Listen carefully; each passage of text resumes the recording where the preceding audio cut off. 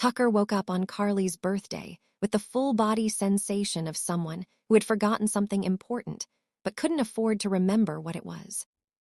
Then his phone buzzed. Subject, quick chat today.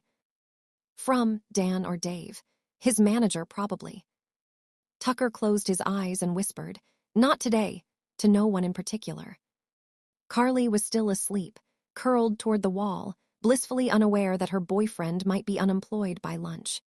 He watched her for a second, how peaceful she looked, how she trusted the day to be good, and decided right then that no matter what happened with Dan or Dave and the beige hellscape of his office, Carly was getting the perfect birthday. He slipped out of bed and immediately stepped on a balloon he'd tried to pre-inflate the night before. It popped violently. Carly snorted in her sleep but didn't wake up.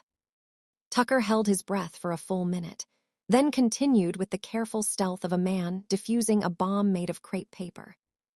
The plan was simple: breakfast, gift, surprise dinner.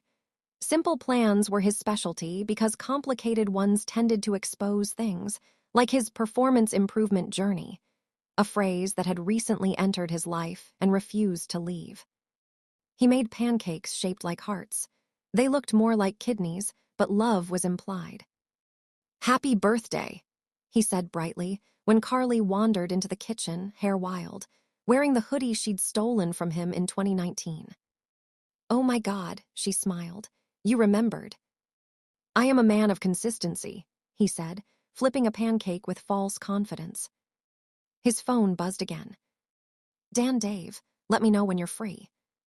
Tucker slid the phone face down, under a napkin like it had personally offended him. They ate.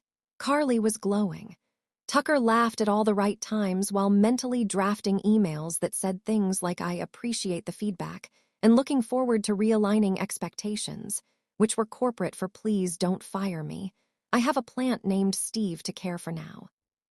The gift came next, a necklace he'd ordered 2 weeks ago, back when his job felt challenging but stable. Carly opened the box and gasped. "Tucker," she said, touched, "this is perfect." Relief washed over him so strongly he almost confessed everything right there. But his phone buzzed again, harder this time, like it was judging him. Calendar invite added. HR sync. Yes, the third act. "I just need to run a quick errand," Tucker said casually. "Birthday-related, very fun, very not a meeting with HR." Carly raised an eyebrow. "On my birthday." "Trust me," he said, already backing toward the door. The office was exactly as depressing as it always was. Gray carpet, motivational posters that had given up, and coworkers who smiled with their mouths but not their eyes. Dan, or Dave, sat across from him with a tablet and a look that said, "This is awkward for both of us, but more for you." "We're just not sure you're a culture fit," he said gently. Tucker nodded, because that was what you did when your rent depended on vibes. He left with no clear answers, just a lot of phrases that could go either way. "Let's revisit next quarter. No decisions have been made. Enjoy your evening." Which did not feel promising. He went home carrying emotional damage and a grocery store cake that said "Happy Birthday," because the baker had been brave enough to spell phonetically. That night at the surprise dinner, just the three of them and Samantha, who had insisted on coming for moral support and cake monitoring, Carly laughed harder than he'd seen her laugh in weeks. She wore the necklace. She made a wish. She kissed Tucker like everything was fine. Samantha squinted at him. "You okay, man?" "Never better," Tucker said, cutting the cake too aggressively.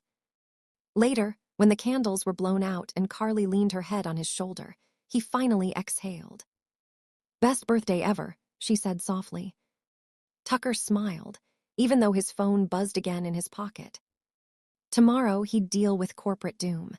Tonight, Carly was happy, the cake was edible, and the world felt, briefly, like it was holding together. And honestly, that felt like a win.